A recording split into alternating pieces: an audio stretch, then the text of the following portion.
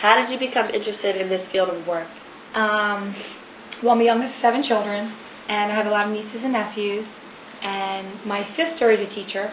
She teaches high school as well, so I would go into her class. She's older, and I would go into her classroom, help her out, and then once I started in college, I had a couple ed classes just to see if I liked it, and then I fell in love with it, and that's how I got started.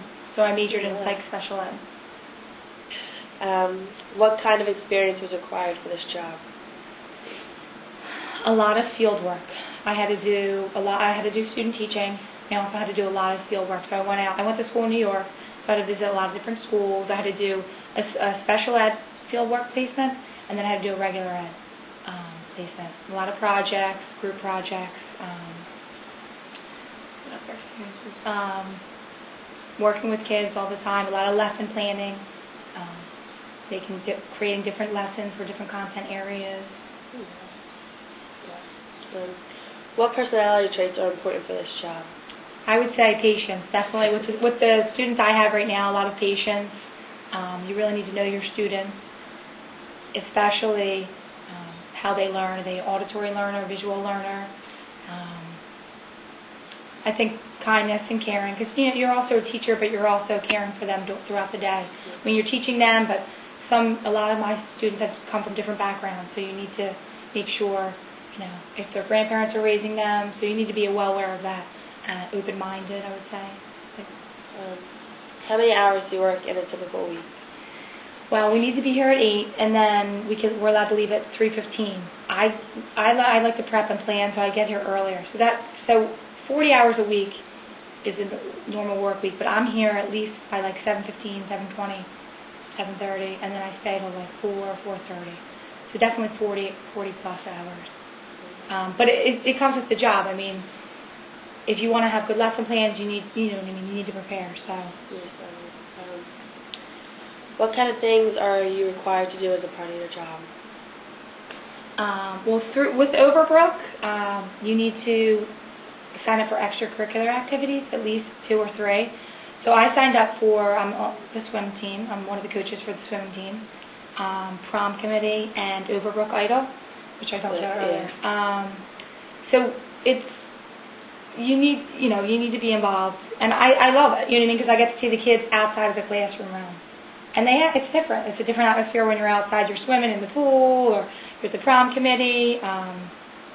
So it's a nice way to see how the kids are outside of the classroom.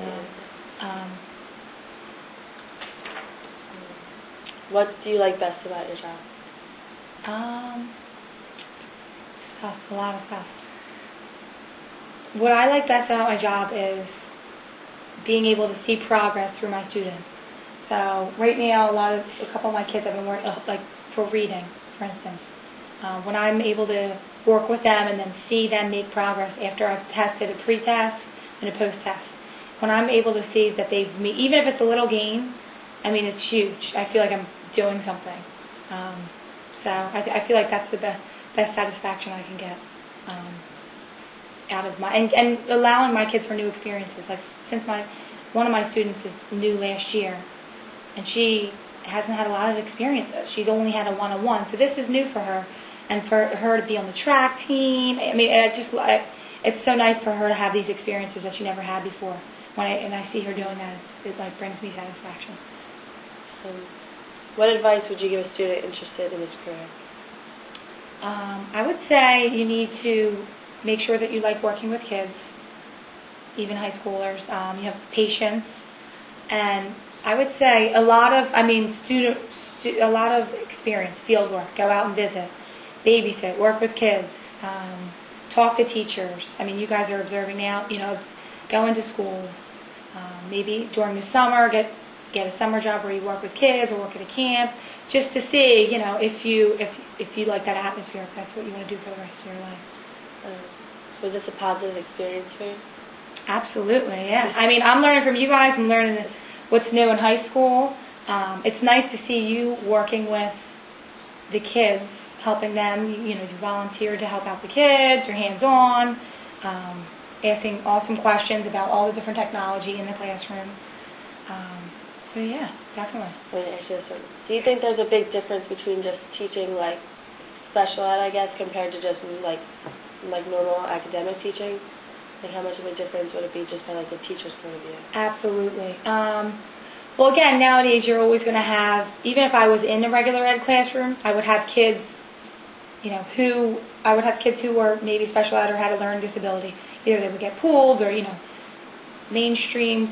But the big difference is I make a lot of adaptations, so modifications for my kids. Like again, this morning you saw with the spelling words, one student has a set of spelling words and the other student has a different set. So it's a lot of, modifications, adaptations, especially in the lesson plan. So you need I don't want to say it's a little more work because you have less kids, but you also have IEPs, and so it's definitely a lot of work. But I would say for me, I know it's a lot of tweaking the lesson or tweaking what I'm giving them, because each lesson or each worksheet or any kind of lesson that you're in a hands-on needs to be different for each kid or adapted for each kid, which is important in special ed. So.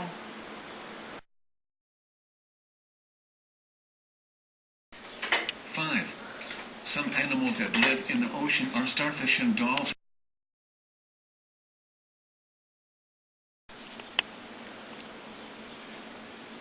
Homework. Period. New line.